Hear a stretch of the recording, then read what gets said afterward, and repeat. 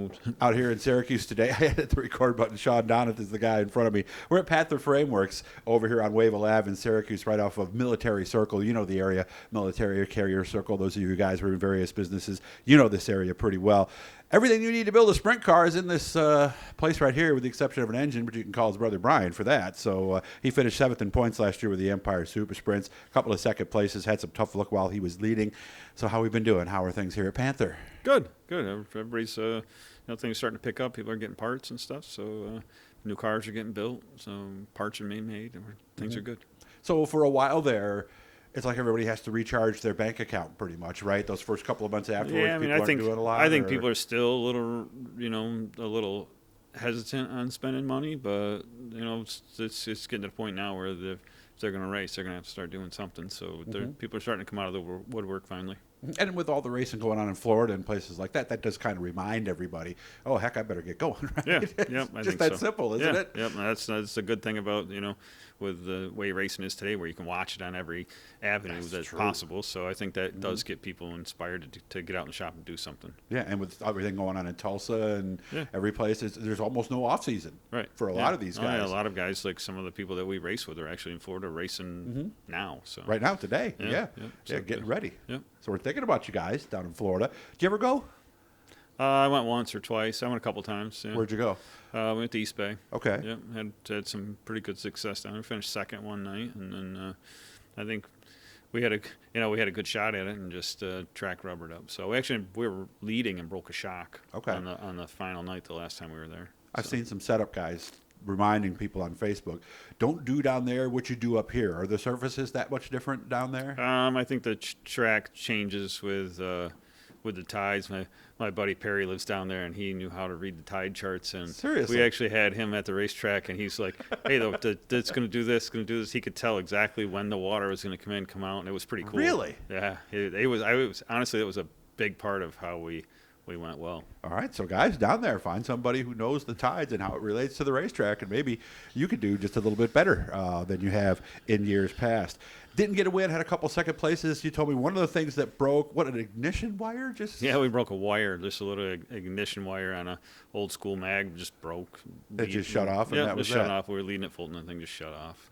How long did it take you to figure that one out afterwards? We just we just push it in a trailer, have a couple drinks, and then look at it the next morning, and it's a bummer. Where do you start to track that down?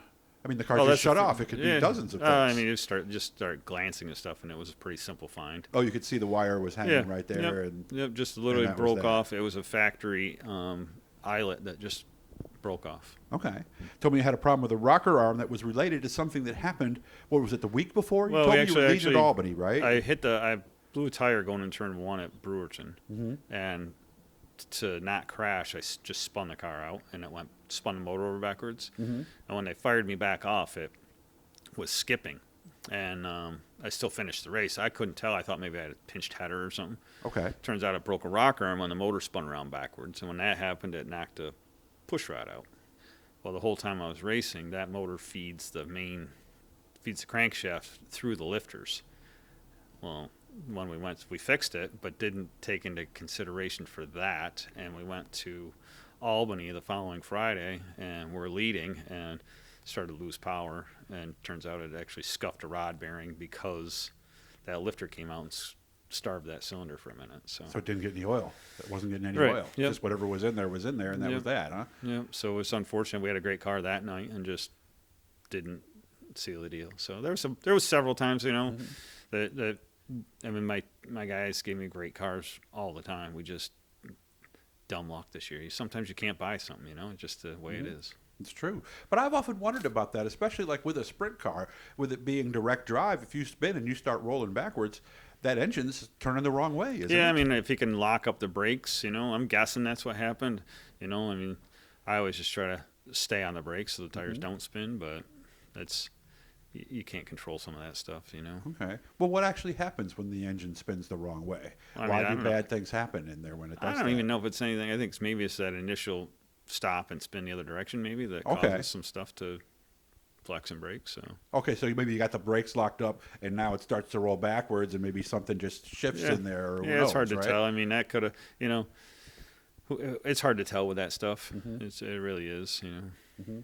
I used to hear some of the guys tell me they could pop it into neutral real quick if they felt like going backwards. You think that might be an urban myth? Yeah, more power to them if they can do that. It's tough enough to get the thing out of gear in a sprint car, but maybe in a, you know, like we talked about, maybe in a something where you can push a clutch in or something. Maybe, Yeah. But, Maybe an old 90s stock car with an actual Maybe. 4-speed Yeah. rather than a Falcon or a 3-speed Yeah, where maybe. you have a foot clutch. Yeah. Well, then you could, and it would probably be a good idea, wouldn't it? I don't know. I would have backed into the fence if that would have happened. So You got your feet confused and not hit the brakes. yeah. So I pushed the clutch in and then hit the a wall. lot of times doing I think 60. it's I call bull on it because a lot of times stuff happens so fast you really can't do anything. So. Gotcha. Okay. How much you doing this year? You going to follow the tour again? Yeah, full schedule. You know, we're gonna do the tour again. We'll do. We're actually gonna do some 410 stuff. We're gonna do. We're actually gonna run some crate races with the Panther 602 Sprint, that class. Then we're gonna do a few. Was that your son who's running that? Nope, that's my nephew. That's your nephew. Yep, Okay. Tucker's That's my Brian's nephew. or That's Shane's? Shane's son. That's Shane's son. Yep, Okay. Shane Heather's. Yep. So we're gonna run a couple of those races when we can. We're gonna try to do put that 602 in and go race some 305 races too. Yeah, because I saw him at Canandaigua with that car, and it Yeah, it's didn't look tough like to- he was down on power too much. No, I mean it's tough. The bigger tracks is tough, but I think they're pretty even up at I finished 6th at Weedsport with it the Really? first time I With raced the it. crate? Yeah, No it's kidding. I think they're pretty even, you know, and it's a way cheaper option than Yeah. a 305. You know, a 305 is going to cost you $25,000. Guys say they can build them for less, but it's a time bomb. You know, maybe you can do it for 15, but Tucker's winning races with a 2013 Really?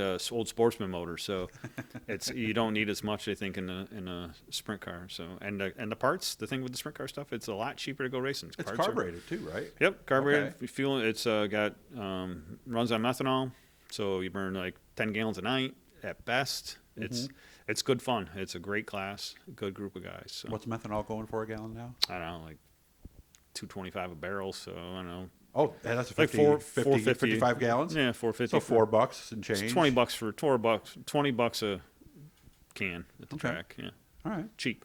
Yeah, nice way to go. Yep. Okay. You told me, because I met Shawn back in 1990. He was a modified guy. He built his own stuff. Of course, his dad, Dave, showed him a lot of that stuff.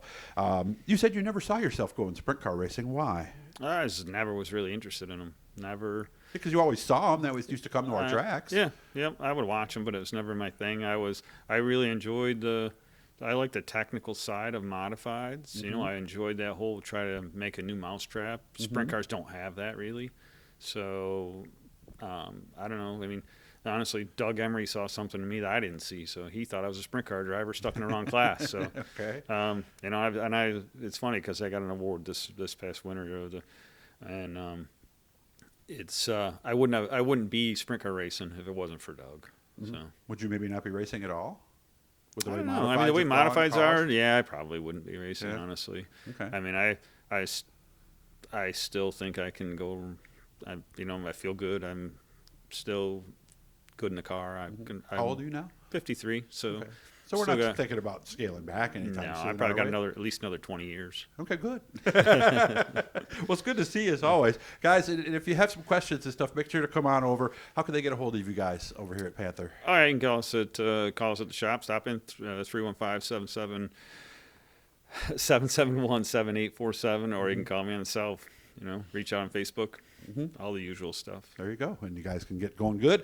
And if you're thinking about maybe it's time for a change yourself, maybe you're thinking, I've seen these sprint cars. I wonder what they're like. A lot of guys have had a lot of success in these cars from other forms of racing. So always good to see you. Say hi to the family for me and everybody, okay, Will man? do. Thank you.